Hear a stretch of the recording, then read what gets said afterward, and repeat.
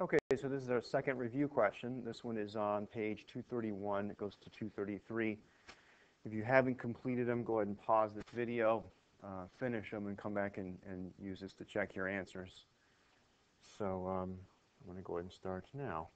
The question says, the Federal Reserve Board of Governors determined that its current appropriate policy is to follow a contractionary policy.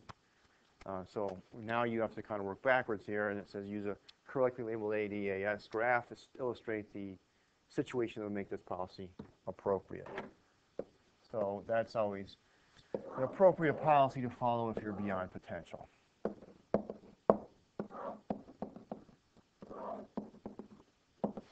So there's my price level. This is current level of GDP. This is my ideal level of GDP. And I, of course, want to label my axes because I'm not giving away points for not labeling my axes. So there's A. B says if the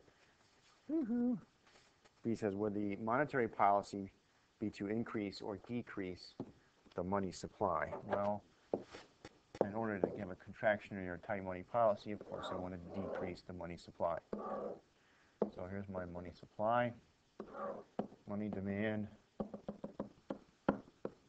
nominal interest rate, current quantity, label the axes.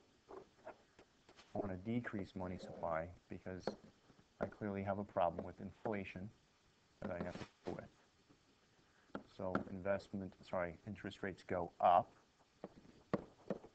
and the quantity of money available goes down. Money demand is not going to shift, and it's basically, think of it as a movement along the money demand curve. So no shift there.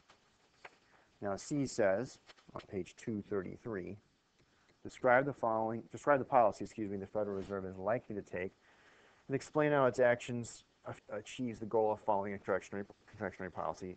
Explain how the policy would affect the following. So when it's saying describe the policy, my description would be something along these lines. I would need to name it tight money policy or contractionary monetary policy. This include open market operations, sale of government securities, or you could say sell bonds, same thing. It could also include raising the discount rate, okay, DR, discount rate, and if you're feeling crazy, raise the reserve ratio, but that's unlikely to happen and unlikely to be a decent answer.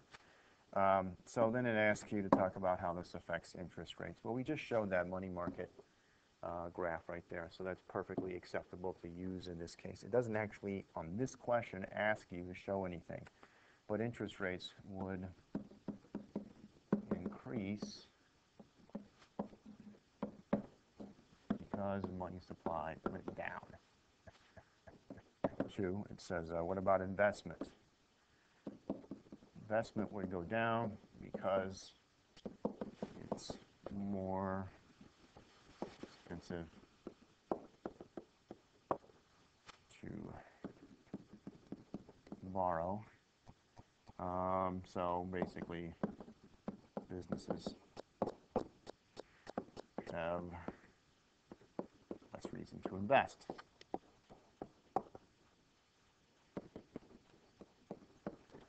And we'll just go ahead and say capital equipment.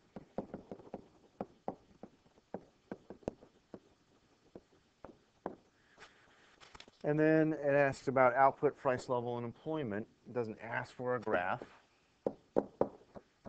But for 3 and 4, of course, you could use the ASAD graph. So this is my potential output again. Just like that very first graph I drew.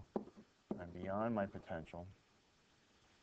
Here's my Y star, current level, my real GDP numbers, and here's my price level. So to answer this, aggregate demand is going to go down because investment went down.